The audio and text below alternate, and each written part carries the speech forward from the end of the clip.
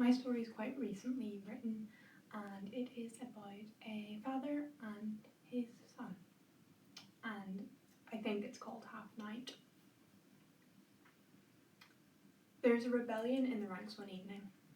You watch it all happen from the crack in the door. You make a mental note to add fixing the crack to your to-do list. This list never shortens, and you imagine you will die with 100 forgotten 10-minute tasks jotted on the Notes app on your phone. Get rid of the dead cactus in the bathroom, bleed the radiator in the spare room, fix the crack in your bedroom door. For now, however, you're happy for the crack. You hold your breath and watch. Your youngest, 5 or 6 at this stage, is working hard on the other side of the door. You put him to bed a little over an hour ago, sat beside him and read him a chapter from that same dogged book his brother had loved years before. He settled his head onto the pillow, fighting heavy eyes and your opposition to reading another chapter. You had said he needed to go to sleep. He had given in and nestled into the duvet. Now he is very much awake, his eyes bright in the strange borrowed light from downstairs. Your wife had sent you to check on him. At first you had disputed her suggestion to be comfy in your place under your own duvet to budge. She asked again, and you gave in, making sure to throw the blanket off her legs in a benevolent act of vengeance. You tell her you're sure he's asleep, and sigh as you shuffle across your room. The floorboards are uneven, but by now you know the choreography of how to walk without making a sound. He had been quiet for so long, you were sure you'd be walking in on some sleeping figure with a flushed face and sweaty little head. But you had paused before opening your bedroom door, perhaps to inspect that old crack, and now, here you are, eye pressed against it. He has taken it upon himself to barricade the landing with books. He has all the big tomes from the bottom shelf of your bookcase. You know the ones, all those big dusty books you acquire over the years, more to own than to read. And here he was, 6 years old, and making better use of them than you ever had. In the years to come, you will learn that your youngest has a skewed perception of what domestic disobedience is. You will come to think of rebellion as reading late into the night. His penance will be his own peeled face in the morning, and his hair which will stick out sideways well into his teenage years. These years of self-sentenced sleeplessness will remain, in his mind, completely inconspicuous. You will never know whether he cottoned on to the fact that his torch batteries never ran out. But all that is still to come. For now you watch him, small and stocky, building his little towers. You wonder what is running through his mind. He is quiet and clever. He will become quieter and cleverer when he gets older, then louder, then stupid, then quiet and cleverest. He does not sleep well at night, but is not scared of the dark. You think he probably gets that from you. Later, when things do get loud, you think back to this moment like suspended animation. How did we get here, you will ask yourself when you find him passed out on his bed with his shoes still on. You will feel like you don't know him at all. In reality, you don't know him now either. You open the door and say, "Back to bed, son," and he says, "Okay, Dad," like he knew you were there all along. Later, but not as late as when things get loud, you will lie in bed and look at the strange blue of the mid-September night. You always thought half-light made an evening more meaningful. You fell in love with your wife that way. You feel her shift beside you and think about driving with her in the car that night you went to the sea. She had said, "I'm not tired," and you had said, "Let's go." It was long before she said things like, "Check the boys are sleeping," or "Have you fixed that old crack in our bedroom door?" You had parked the car, and the moon was abeam, painting everything silver.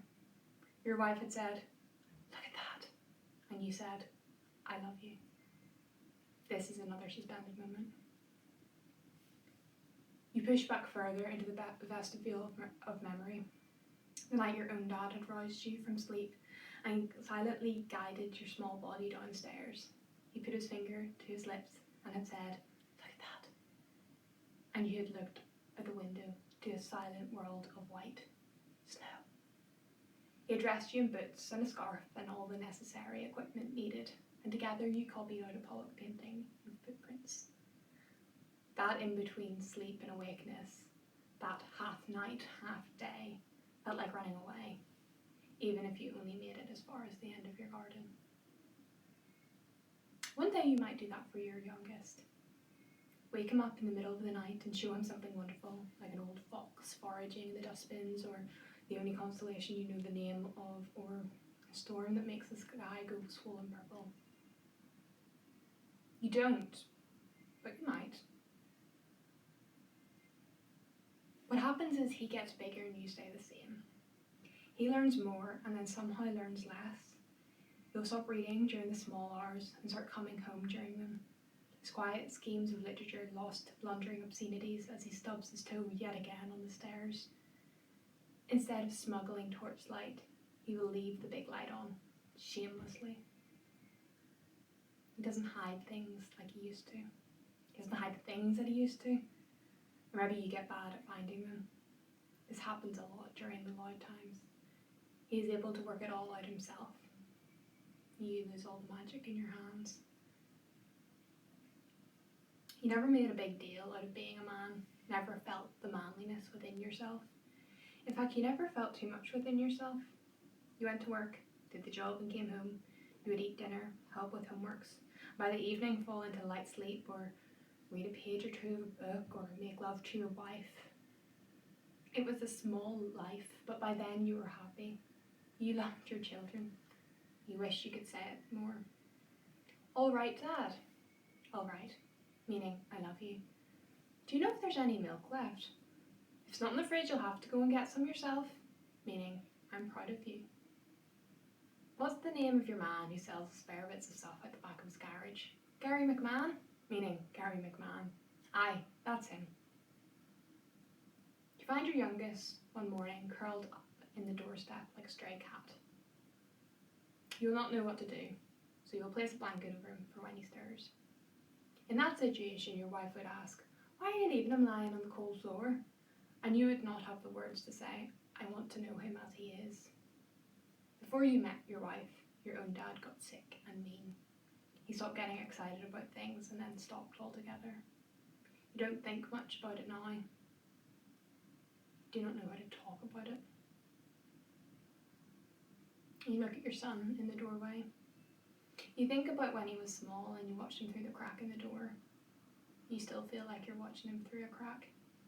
He is not happy. He waters down his stories and his woes for you, but he's not happy. And he is so beautiful. And when he sleeps, it is like an encounter of second childishness. You want to bundle him up and say, I understand. You don't. You think, I used to know how to fix things. But really you were just very good at making lists. What you do not realise is you've become very good at patience. You know your children well enough. You know they will come when they are ready. You hear the click of a front door. You turn around and see your youngest, sheepish and grey-faced. He does not look happy. He never really looks happy these days. The weight of the world seemed to fall on his shoulders the day he turned 18. All right, Dad? Morning. Meaning, I love you. It's not a question, but he stops and looks a bit lost. Cup of tea, you say? Meaning, cup of tea. He looks relieved, and then a bit sad, and then something close to grateful. Aye,